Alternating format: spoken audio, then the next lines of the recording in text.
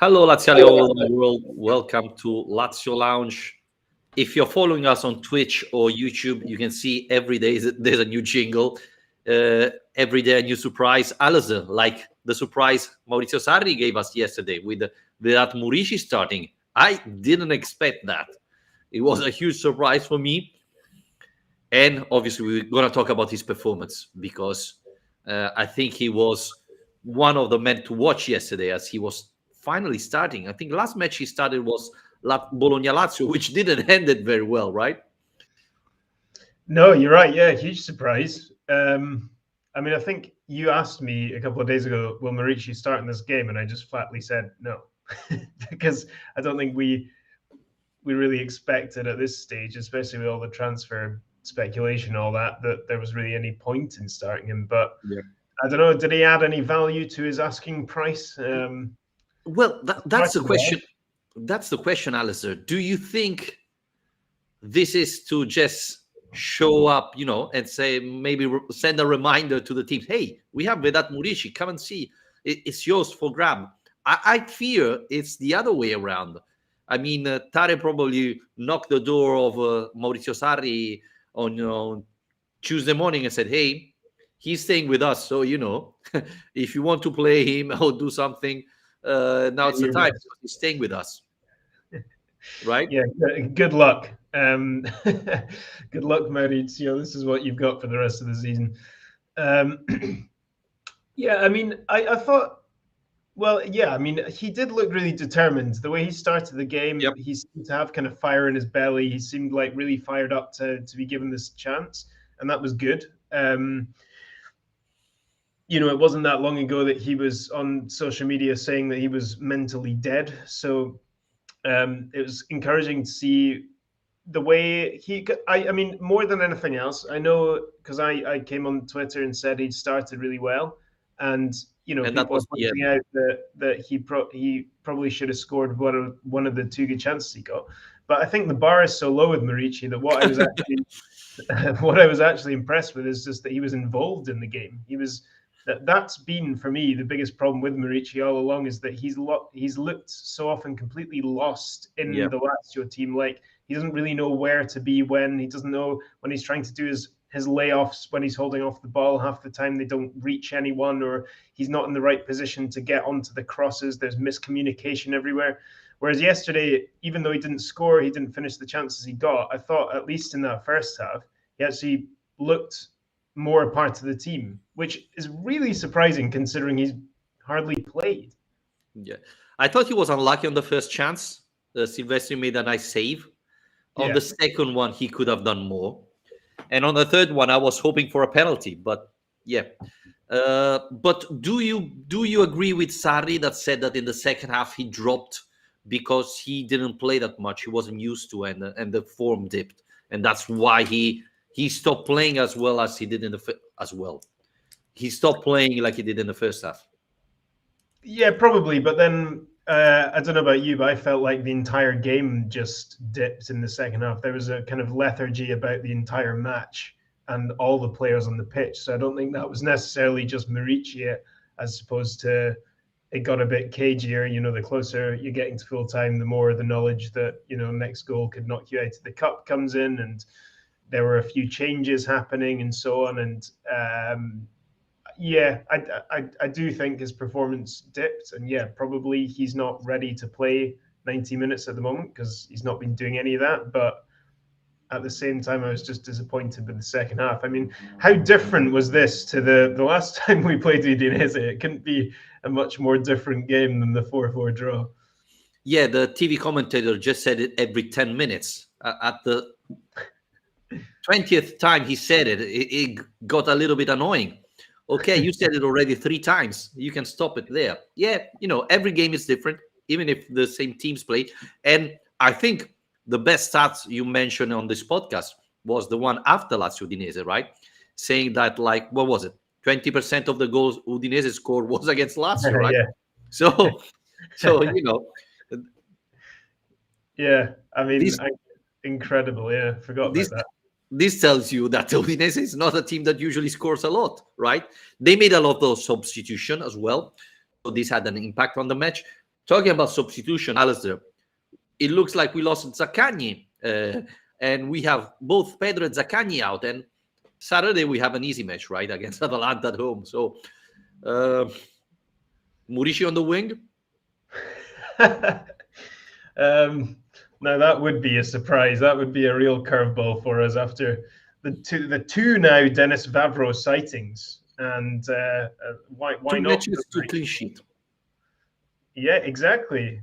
2 clean sheets in the space of what, 3 days. I mean, that's something to tell the grandchildren about in future generations. But yeah, Patrick and Vavro both on spending time on the pitch during those matches as well, and Pepe Reina in goals this time.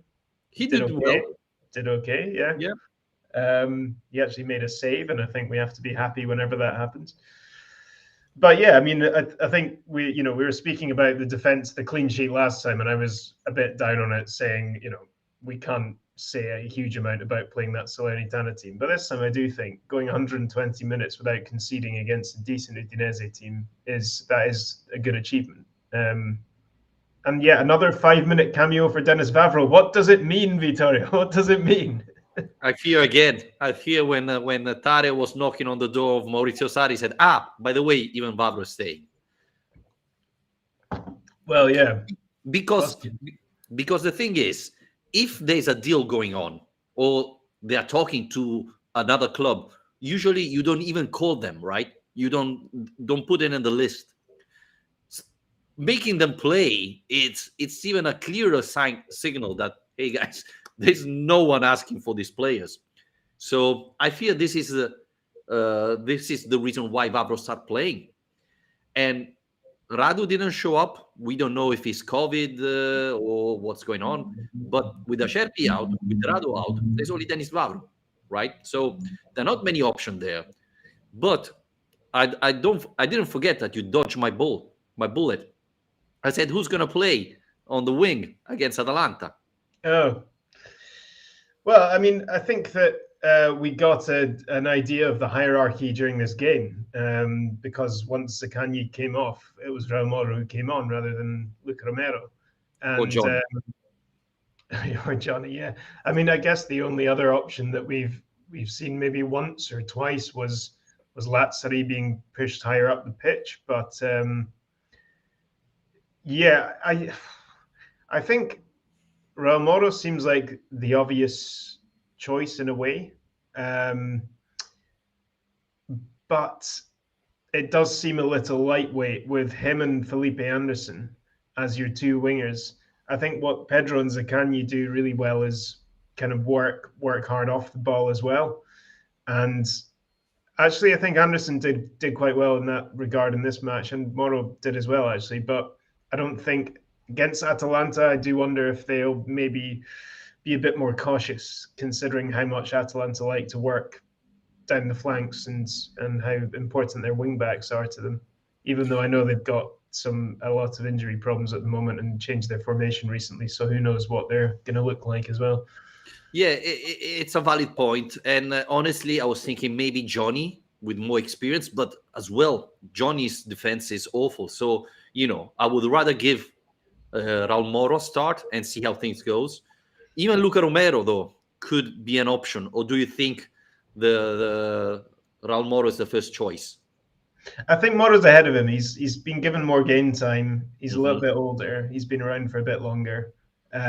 So I think Moro's probably ahead of him in the pecking order at the moment. But yeah, it's nice to see that they've both been actually getting some time recently, because there was a long period where they weren't even coming off the bench. So that's and yesterday I thought Alistair was a huge signal because, as you was mentioning, Raul Moro pretty much didn't play in the last month or so. So, I thought the signal was, they're talented, but I don't feel that they're ready. Instead, yesterday with Zaccagni injured, he put Raul Moro, who played a lot. And this is not the first time, Alistair. Raul Moro come in, and for the first 10, 20 minutes, he's a little bit shy, I think. Then when he gets the groove, he improved a lot. And I like him because he did what he did with the Lazio Primavera. He starts from the left and then move centrally. And there's where he can really get dangerous. He had a chance. He created an assist. He had another huge chance where I don't know if he was unlucky or he should have been more cold-blooded. But this guy is only 18, and if we remember, usually Inzaghi was putting only players over 30 in the pitch. This is a huge change for me. Yeah, absolutely. Yeah, I was really encouraged by what we saw from him. I think that's probably the biggest impact he's made in a Lazio game. Do you think? I mean, in terms of the number of chances he was involved in, the number of chances he created. I mean, you've been saying for a while that the biggest issue with him is his finishing and the ability to kind of keep a cool head, like you said, that cold-bloodedness to put those chances away. But that might come, I think the more he plays, the more confident and at ease he should feel in this team. And I felt like yesterday he actually, yeah, like you said, he needed a bit of time to warm up into the game, but once he did, he showed that he can be a difference maker. I don't know. Am I right about that? I can't really remember another match where he's come on and made quite as many chances as that. No, because only against Torino he started, right, and he played 45 minutes, and he didn't have a huge impact there. He had a couple of movements, but was quite blocked by the physicality of Torino defender, if I'm not wrong. And after that, he just played a couple of minutes. I'm not sure if he made an assist to Luis Alberto against Spezia. I think so. But, we were already 5-1, something like that. So he was given like 10 minutes in Spezia's match. The other thing, Alistair, is Luca Romero, as you were mentioning, is probably behind Raul Moro, but mentally, I think he's ready. You can see him coming in very focused, not trying to do funny things, but very laser focused on the match, which, for a player who's just turned 17, it's huge. You can see that mentally he's already a player. He has to grow. I think he's a little bit like Raul Moro, to be honest.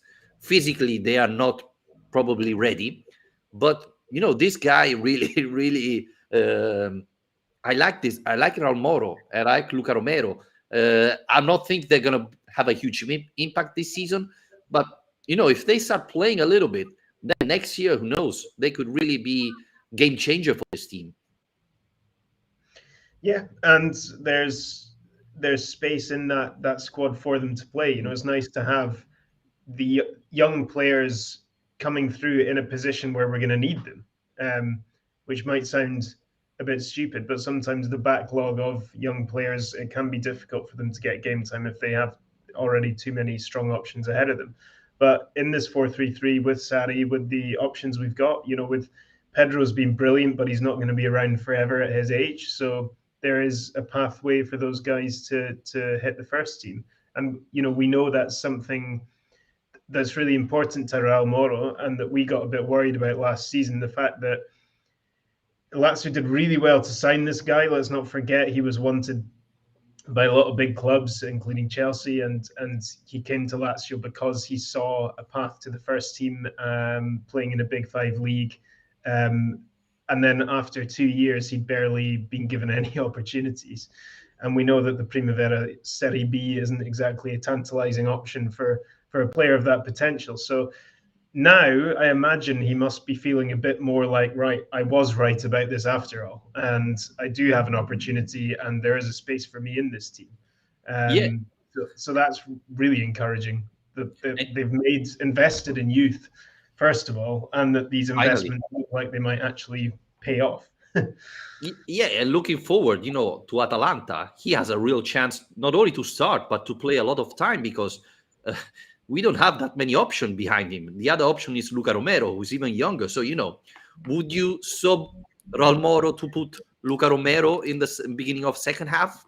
That's a risk. Or you try Johnny, which I don't think is ready to play. So, and we hope that Zaccagni and Pedro will be back soon, but we don't know how long they're going to miss. So there's a big opportunity for both of them to play finally in key matches because, yes, Champions League is over, but we still have to fight for Europa League. Yeah, absolutely. And Europa League is coming back soon as well. We've got a weird international break coming up after this match as Yeah. well. So it's an opportunity to kind of. I think it would be huge, really, to get a result against Atalanta just before this break. Would be a real confidence booster. Sarri spoke after this game about how he is seeing this growth in the team, and that's nice to see. Nice to see that there's a decent run of results being put together.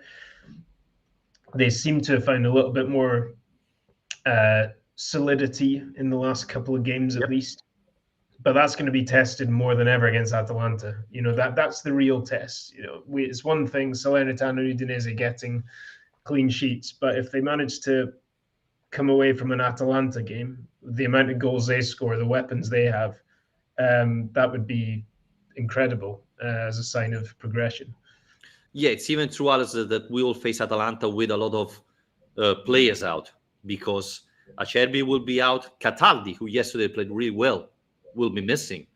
And I mean, the assist of Cataldi yesterday was amazing. Yeah. Pedro, Zaccagni out. So, I don't think it's the perfect time to face Atalanta. So, yeah, I mean, it's going to be a miracle to finish the match with another clean sheet, but I would say even getting a point, or I'm too pessimistic this time. I think there's a chance. There's always a chance. And look, we've done all right in the big games this season. Less so recently, but this team has proven that they can get results in big matches under Sarri, and I think they're further down the line now than they were at the start of the season when we were beating Inter and Roma back at the start of the season. I think this team's probably better developed now than it was then. I think this, as we've said all along, this attack has got enough to cause problems for any team. Obviously, like we've just been saying, it's a slightly different attack this time, but I mean, Chiro's unstoppable at the moment. that finish was incredible on his weaker foot as well. He's some player. What can we say about Chiro? I mean, we said everything. He's simply keep going with the left foot. He at pretty much the first chance he had, he scored. Going back to Hardos. I agree that Pedro will help Raul Moro and Luca Romero to grow. I think he's going to help them make a better player. Definitely, I think this could be, I think, very important for them, having Pedro there ready to teach them, right? Yeah, and Luis Alberto, I think, has taken on a bit of a kind of mentor role as well. I think there's this obviously this big Spanish contingent at the club, and I don't know if it's formed a clique or whatever, but it does seem like it's quite good for the young kids if they come in. They've got experienced guys there, Alberto, Pedro, Pepe Reina, even telling them how to play on the wing, and that's good. You need mentors for these young players, and Pedro's had an incredible career. So who better? Alistair, it's the 19th of January. We still didn't sign a single player. Do you think it's going to happen? Do you think we are going to sign a player before the end of the winter transfer market? It's not looking good, is it? I mean, no. And it seems like every game now, it becomes less likely because of what's said by Tari and what's said by Sarri. And this time, Sarri was, what did he say again? It was something about how, he would like to spend $1.5 billion in the market if he could, and how Lazio will need 2 or 3 markets because it's unlikely they're ever going to bring in 7 players in one. And he seems a bit frustrated by it. He's talked about the liquidity index, which is frustrating for all of us. He's talked about what he needs and how unlikely it is to happen. And Tari's also talked about how the CSK Moscow thing doesn't actually seem to be a real story. So for Murici, that is. So no, I see no signs of positivity out there really at the moment. Vittorio, how about you? Yeah, I have to say that beginning of January, I was optimistic. I was really feeling that this time Lazio, nothing unbelievable. I was thinking 2 signing, but I was thinking that this could happen finally. Instead, the more we are going, the the less I'm convinced it's going to happen. We still didn't sell a player, so it's very difficult to happen. And again, we are in a tough situation because we saw it in the last couple of matches. Acerbi's out. We have Patrick Luis Felipe playing. And again, both of them didn't convince me yesterday, as they did against Salernitana. Luis Felipe is getting a lot of silly yellow cards, and you can never trust Patrick. So I'm really concerned, and we needed a central defender. So Otare comes out and say, "Hey, your new player is Denis Vavro," which I think will create a lot of discussion. Because like this, Alistair, we won't even be able to sign Kamenovic, who is still training with the squad but still haven't been signed. Yeah, exactly. I mean, it's just there's no real movement, is there? It's a bit demoralizing. The thing I really hope is that it doesn't detract too much from Sarri's relationship with the club, because he does sound frustrated, like I said, and the worry is always that we probably took it for granted a bit too much how well Inzaghi was embedded into the club, and he was willing to put up with the nonsense he was having to deal with from Lotito and Tare, but Sarri's probably not going to. And he said something yesterday like, the important thing is that the club is as committed to the improvement of the team as I am, or yes, something along those lines. And that's already kind of sounding a small alarm bell for me, where it sounds like by saying that, he's not convinced the club is doing that. And yeah, as we've said from the start, if we're going to commit to Sarri, we have to commit to Sarri, because there's no point in going halfway with this project, this idea. They have to bring in the players he needs. You can't give him an imbalanced squad. So, Alistair, one of the rumors here in Rome is that Tare will be gone. Do you think there is a issue there, a lack of communication, or a problem in communication between Sarri and Tare, and that's one of the reasons why the transfer market is not working or hasn't moved? I'm not sure about that. I mean, I just feel like that's kind of people putting the dots together a bit, where it's kind of like, well, he's out of contract soon. The transfers recently haven't been very good. There's this liquidity index problem. Lazio are struggling to sell players. Marici and Vavro are big sticks to beat him with. And so you kind of put all those things together, and it's easy to come to the conclusion that there's an issue. I still kind of find that quite hard to believe, because, let's not forget, Lotito sees Tare as one of his great success stories as Lazio president, I think, where he's talked about how he saw Tare's potential to become this sporting director, and essentially plucked him out of nowhere after he retired to put him into this role. And he ended up winning, an international award for his work and signing all these players. So they're so kind of close, those two, that I would be really surprised if after everything they've been through together that it was to end. But you never know. I don't know. Do you think do you see some truth in it? I think so. I mean, it looks like something changed, by the way, in between the relationship. So I don't know. I mean, I don't know if we are closer than Lotito and Tare are at the moment. So, that's before I forget. I'm not sure what you mean by that, but before I forget, I thought that Vavro came in to take the penalty if we were going to the penalty. I think he scored the last one against Atalanta, right, when he was at Copenhagen. So maybe it's like in American football, how they've got, a dedicated player who just kicks the ball. Maybe that's what Vavro is for us now. We just have him ready for penalty shootouts. Yeah, seeing how Ciro Immobile has some issue there with the penalty, we have Denis Vavro, right? Yeah, I don't know. I think it'll be really interesting to see if he actually starts any games soon, because I am so confused by this recent selection of Yeah, Vavro. yeah. I mean, it's a terrible sign for me. A terrible in the sense that we're not gonna sell anybody. So, you know, uh, we're gonna see. Hard notes again. Peruzzi left last summer with his son. I think it's time. Well, we're gonna see if Tare leaves. I mean, we have plenty of time to discuss about that. Peruzzi's son, I think, is playing now in Eccellenza, something like that. He was on the bench of Lazio Primavera last year. Um, to be honest, it didn't look to me like he was a great goalkeeper. But uh, I don't know if this ruined the relationship with Peruzzi because he said that his son didn't have a chance, etc., etc. But I don't think this is the reason why Peruzzi left at the end. No, I mean from his interview recently, it sounds like he was just not happy with the way things are inside the club. Yeah.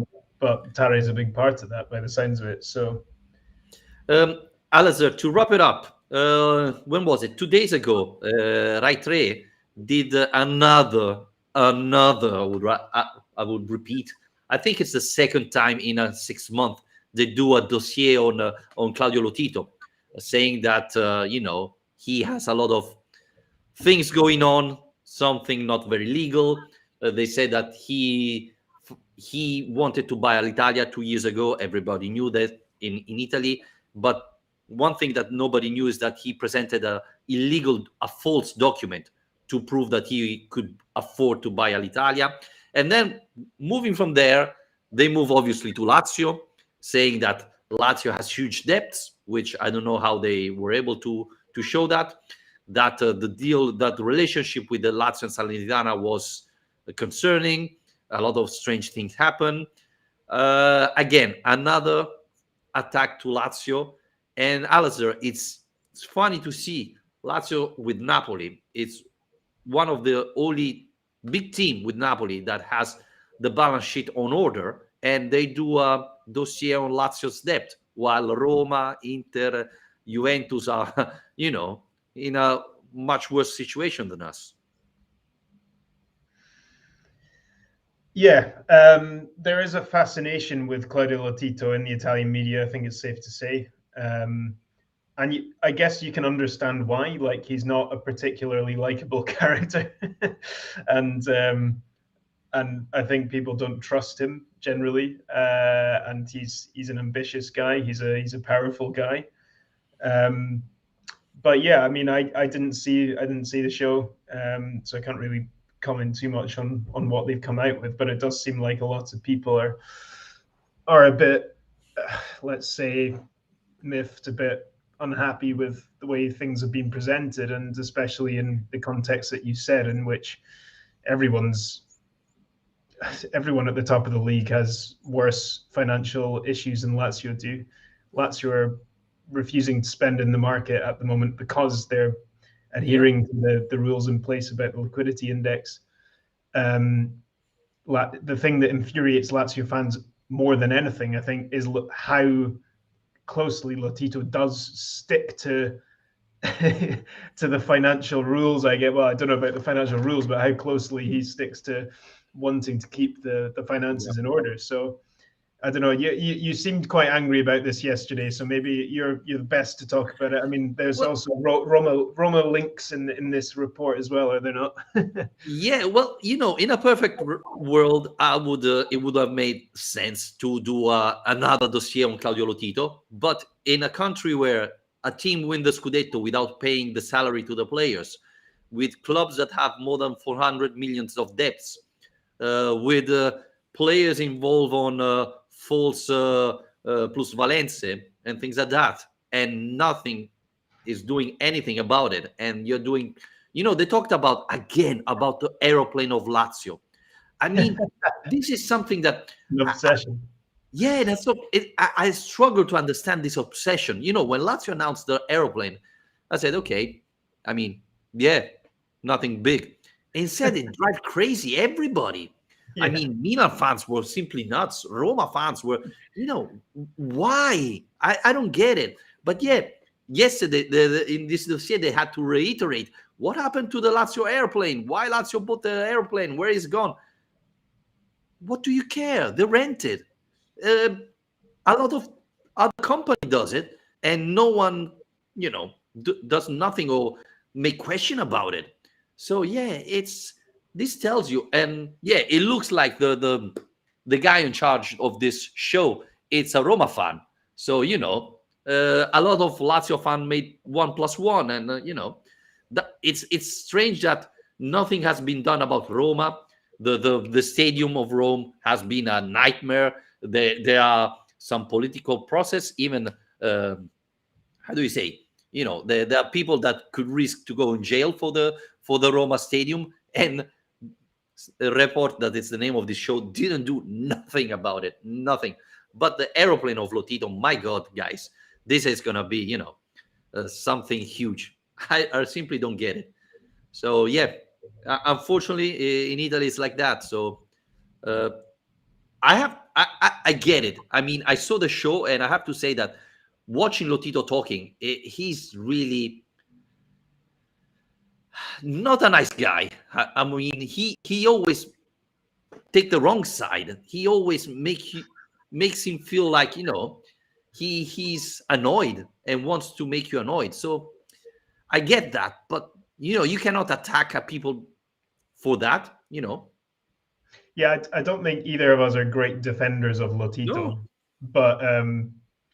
but when it seems like slightly gratuitous, attacks on Lazio, and there's been a lot of this, with the what's it called, the COVID testing scandal last year, and I think generally people just feel a bit hard done by with the way that the club is dealt with in the Italian media, and let's be perfectly honest about it. I think the club doesn't help itself in its relationships with the media. Something. But that doesn't mean that that they have a right to treat different clubs differently. And yeah, the plane thing, I agree. I find that bizarre. People couldn't stop talking to me about that here, and it's like I don't care. it's a plane. They've painted it in Lazio colors. They rented it from some Bulgarian airline, and they'll get to the games quicker. Roma could do the same. Every other club could do the same. So, but yeah, well, I think it's time to wrap it up. I mean, otherwise I get too annoyed and have a lot of things to do, and I don't want to get nervous before that. So again, Alistair, thank you very much for joining me. Lazio Atalanta, very important match this Saturday. We're gonna be back after that match. Maybe talk about another Chiro's goal, or maybe Murici. Oh, yeah, Murici from the wing. Yep, I can see it happening. Past two defenders, whipping it across. Yeah, that's. But who knows? It's gonna be a very important match. And after that is the break, Alistair, or is the week afterwards? That's the break straight after that. So yeah, last game for a couple of weeks. Oh, good, finally.